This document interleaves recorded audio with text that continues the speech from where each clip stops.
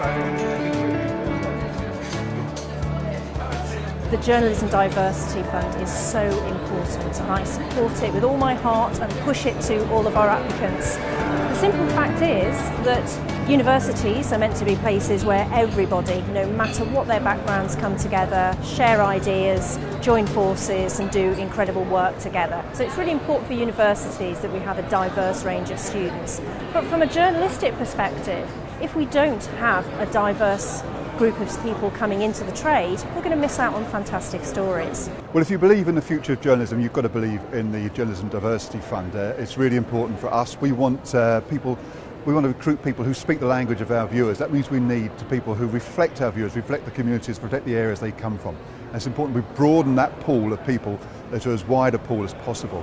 My name's Robert Paling. I received a bursary from the Journalism Diversity Fund in 2010.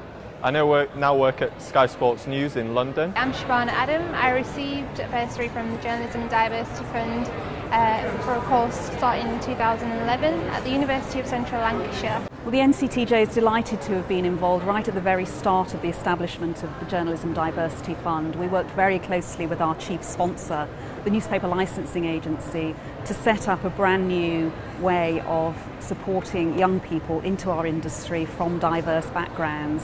That's ethnicity and social diversity, and it's been a huge success over the last 6 years. The Newspaper Licensing Agency supports the Journalism Diversity Fund in order to help train young journalists and encourage diversity in newsrooms. The cheque that I've given today is on behalf of all of the national newspapers who are shareholders in the Newspaper Licensing Agency. The total contribution that we've made to the fund to date is now £750,000. We support the Diversity Fund because we need to attract people from across the board. This is why the whole industry and various special sponsors have backed this idea for the last 6 years.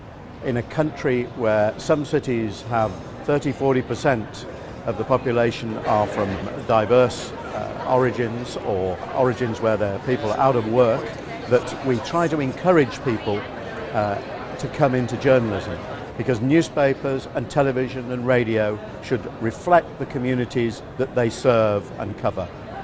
I was on the judging panel for the NCTJ bursary scheme, and it was an amazing thing to be involved in, great to be involved in, and meeting some great talent. I know from my own career, I started out with internships, with traineeships, and they're a great leg up and a great step into the big world of media. The biggest barrier for me getting on a journalism course was financial, and I didn't come from a particularly wealthy family.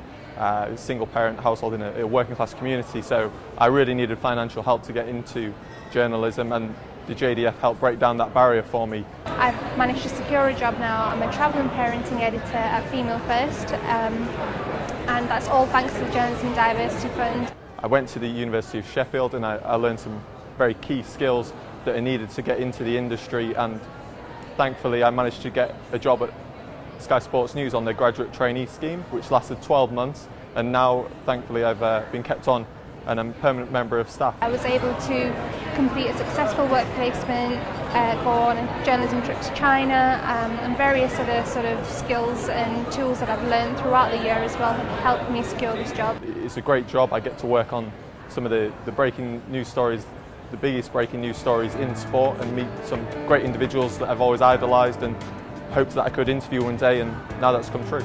And that's all thanks to the Journalism Diversity Fund.